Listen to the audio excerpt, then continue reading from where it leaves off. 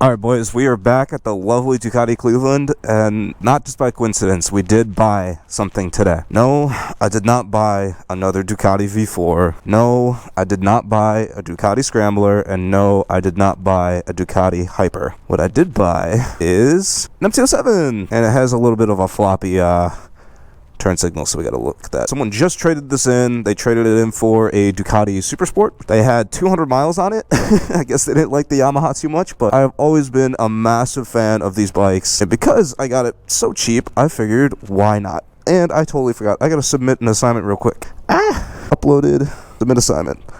Here we go. Finals are great. Hopefully that turns out all right. Let's get this around. So I wasn't even sure if I wanted to make a video addressing the fact that I bought this bike, but I figured it's gonna probably have to be addressed eventually because people are gonna notice it. None of my current bikes are going anywhere. I still have the 2-liter bikes, and I actually do plan on riding those majority of the summer. The main reason why I bought this bike is because I kind of missed riding for myself. And the liter bikes are great. They're very showy, they're fun, very fast, very loud. But these bikes are one of my favorite motorcycles ever made. I did bring this up in one of my lists videos for like one of the top bikes on sale today, and since I got this bike so cheap from this dealer, I figured why not. Yeah, they hit me up. Obviously I'm very close. I have very close ties with this dealer for a reason. They're probably some of the best around. I would not affiliate myself with these guys if they weren't doing good work all the time. I bring pretty much all my bikes here for maintenance, but today I figured I don't want to bother them, so I'm going to be doing my own oil change on the MT-07 today. So the bike only has 200 miles on it. It's a 2022, so that means it's been sitting for 2 years with the factory oil in it, so that's not good. I want to get that bad oil out, and I'll continue doing the break-in as usual and change the oil again at 600 miles. Luckily, the oil for these are really cheap, and you can just buy the stuff that you need for this bike at like AutoZone. You don't need to go to a dealer or anything for that stuff. So that's pretty cool. I like that. Also, changing the oil on them, super easy. You don't have to take off any fairings or anything. And again, this is why I bought this bike. You can put 1,000,000 miles on these things and like just put gas and oil in them. And sometimes that's kind of nice. It's nice to just be able to ride for myself and not have to ride for videos all the time. I mean, anything that gives me an excuse to go riding, I'm gonna take. Plus, I can do pretty much majority of my own maintenance on them, which is lit. So yeah, I'm going to do my own oil change real quick. Hopefully not bother these guys too much because obviously they're very busy. And we'll get out of their hair and go enjoy this bike for the rest of the day. So stay tuned.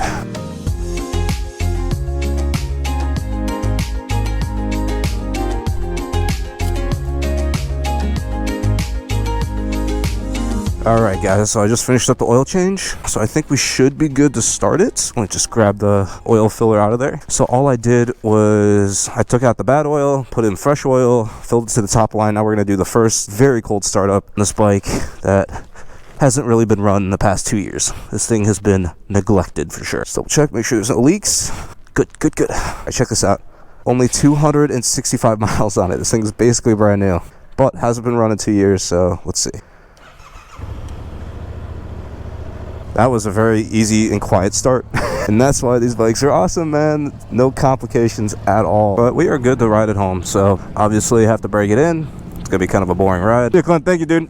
I have a lot of other stuff I want to do today. Today is supposed to be a perfect 70 degrees all day, and so I'm going to be riding with some friends. Likely not on this bike, though. This one still needs some time before I can ride it at full amount, and I didn't really buy this bike to ride with friends anyway. I bought this bike to be more of a solo rider. This is the bike I take out whenever I want to go. Just enjoy a nice, quiet rip. I mean, I do have an exhaust coming for this bike, but that's besides the point. Point is, I think I will be able to ride this bike with a lot less of a conscious going on, meaning I don't have to stress so much about following the speed limit everywhere I go, because this bike will just do it without asking. All right, and first, acceleration on my brand new MT-07. I'm going to check it for any oil leaks as soon as I leave. Let's get away from that loud V4. It's good. Let's check for any oil leaks before we get on the highway.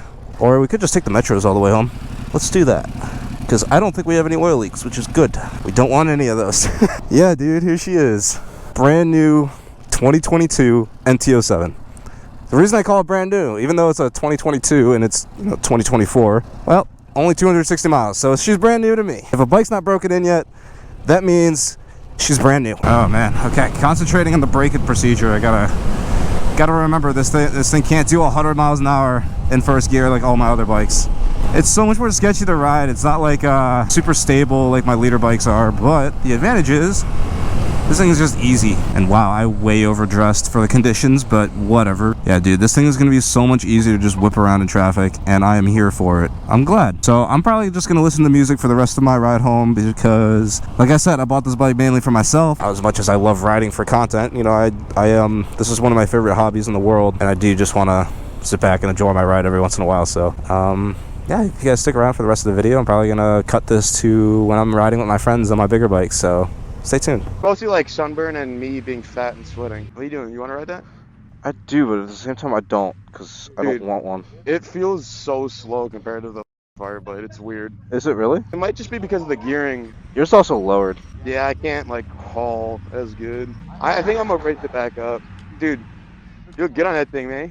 Nice lowered bike. I can't want one because it's like I'm trying to get a nice reliable bike, bro. I raced you on the reliable. Yeah, forget about that. Hey, I raced you on the Fireblade. Now we got to try this to see.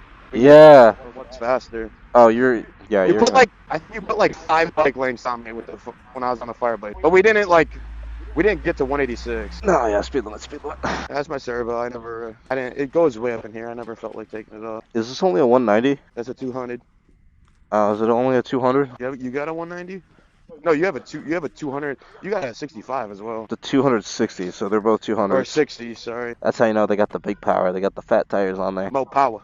More power, baby. More power. Yeah, you only got a 255. Shitty tire. Dude, I took a track bike and made it a non-track bike by lowering the fuck out of it. Yeah. This thing is so slammed when I sit on it. Why did you do that? This bike is like, the way it's very wide, and I just didn't like when I only had this. I was very tiptoey, and it just annoyed me. Now that I got the Fireblade, I can raise this thing back up. I mean, they feel like very comfortable bikes. I just like can't, bro. Dude, this thing's way more comfortable than the Fireblade. Oh, dude, I was ripping some rubber, brother. I mean, I almost caught a nasty speed wobble. How's the stability of it? It feels good. The Fireblade just feels like a more solid bike. Like it just feels good. You guys want to go down to the park? Yeah. I can't like haul ass as good with this, but yeah, no, we can still. I would try. Where are we going? Hold on, I can't hear. He's got the loudest bike in the world. This thing, I haven't turned this on in 2 months, and it's literally started faster than my Fireblade. That is crazy. I don't know why the Fireblade always ticks a little. Well, it's probably because you haven't changed the oils. Dude, it's only got 4,000 on it. Oh. No, I did. No, I did at 800. I know. I'm sitting here like. It's a Honda, brother. But the way you ride it, though, that's the problem. Yeah, that's what I'm saying. Dude, you think that's bad? This is even worse. This thing's probably got metal shaving. Bro, it didn't have many metal shavings, but there was not a lot of oil that came out. That's awful. Dude. That's a factory too. Like, it's not a fucking cheap bike. I'm just trying to. No, okay. Hold on. I'm not trying to blow up my fucking bike. I'm just saying, if it does, it needs to happen before July or before August. My bad. Before you sell it, preferably. No, just before my warranty runs out. Bro, I ran every single red light coming down this road. A way to do it. Well, we got 4 Euro bikes and 1 Japanese bike. Someone's bound to blow up. I got my Euro trash out for the night. He's the only one who can. He's the most likely to get home. Yeah, that's so true. I don't need gas either. I just filled up. I think I should be good. I'll just stop at the Shell down there. What park are we talking about? Cuyahoga. It'll be beautiful this time of day.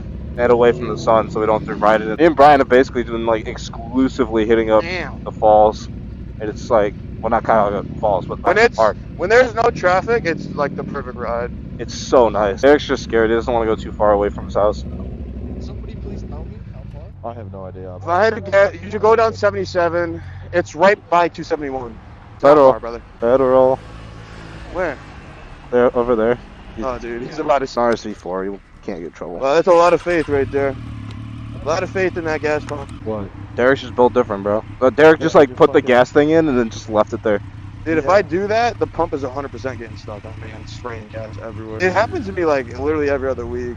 I've had it happen before. It's really. Then you have to go home and wash it all off. Then you just reek like gas. Yeah, gets in your shorts, it ruins your kids. It literally ruined my one pair of gloves. I mean, yeah, that shit soaks in your balls, bro. You don't want that. Oh my god. What? Buddy, what was that? That's oil, huh? Oh, no, that's gas, I think. It's either oil or gas. Oil, gas, or cooler. This car is being held together by a strand of duct tape. A singular strand. And the whole front end of his car is just smashed in. But your step, brother. You gotta look out for that kind of stuff, brother. What's crazy is this isn't even that bad part. This is pretty bad over here. It's not. Compared to what's down that way? It's progressively getting worse. Alright, Hold on, let them turn right. I could just start heading down the spring. we're gonna do that. I'm gonna head down your mom. We got the most obnoxious bikes ever right now.